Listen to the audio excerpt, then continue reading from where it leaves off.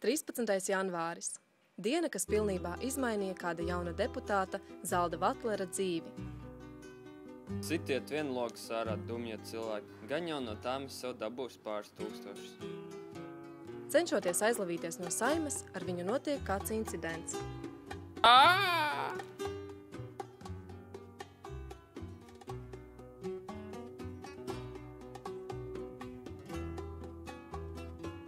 Cēlies, Zaldi, mums vajag parunāt.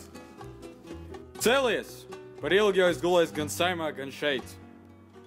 Kārlis Ulmanis? Jānis Čakste? Kāds ir iespējams? Kur es esmu?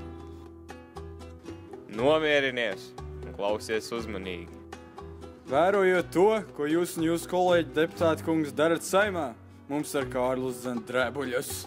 Vēl nekad mēs nebijām redzējuši, ka tik mērķiecīgi tiek grauta Latvijas valsts.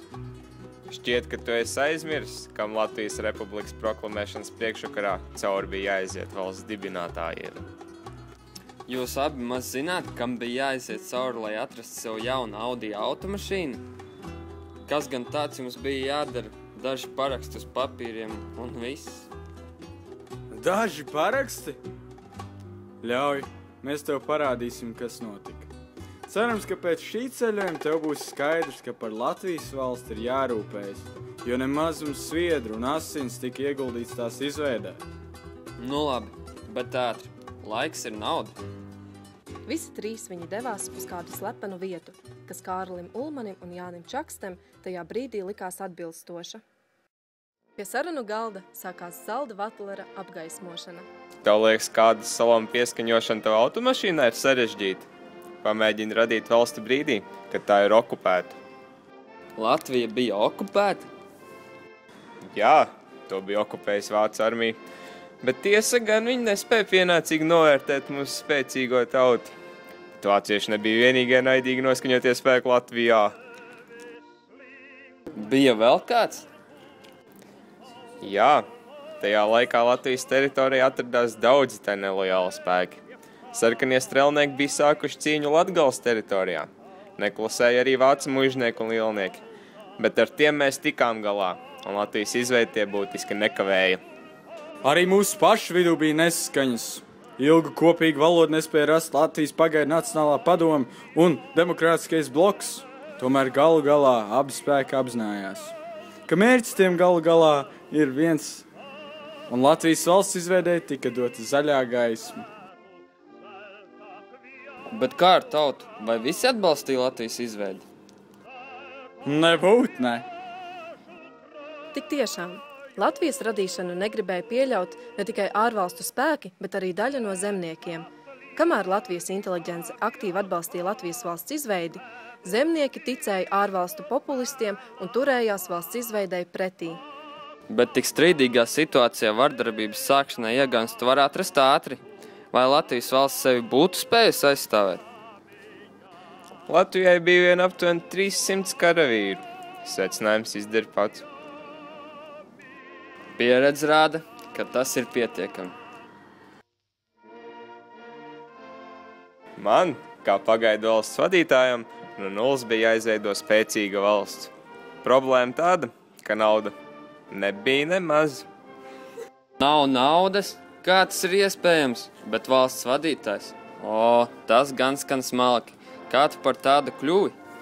Viss sākās ar Latvijas Tautas padomes izveidu.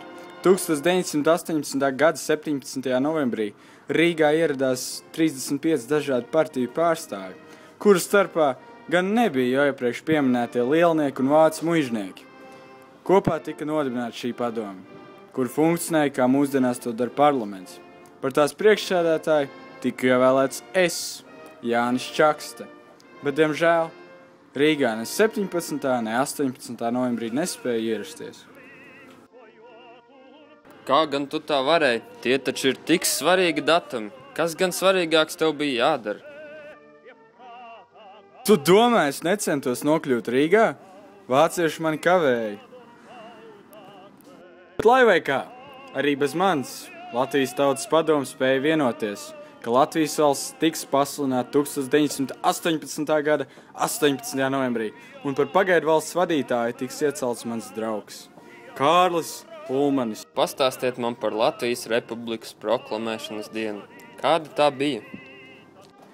Diena bija pelēcīga un drūma, bet neskatoties uz to, klātesošo noskaņojums mūsdienu Nacionālā teātra telpās bija ļoti pacilāts. Studentu sardze apsargāja teātri, kamēr grezni terpšies cilvēki pa vienam sabrauc šo vēsturisko notikumu no malu malām. Pasākumu vadīja mūsu kolēģis Gustavs Zemgals.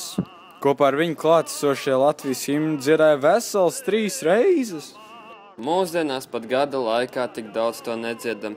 Es sāku saprast, ko jums un latviešiem agrāk nozīmēja šī valsts.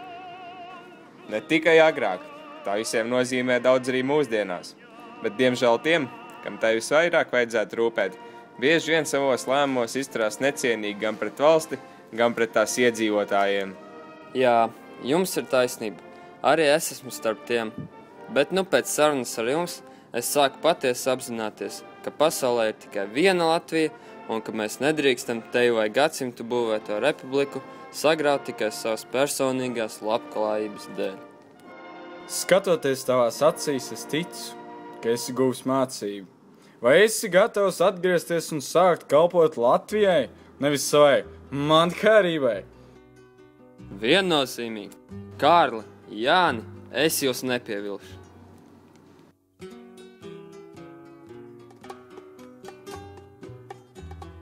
Un tā Zaldis Vatlers atgriezās atpakaļ realitātē, lai sāktu kalpot valstī. Vismaz tā, kā viņš to uzskata par pareizu. Šķiet, ka viņš neko nav sapratis. Ir lietas, ko reformēt nav iespējams.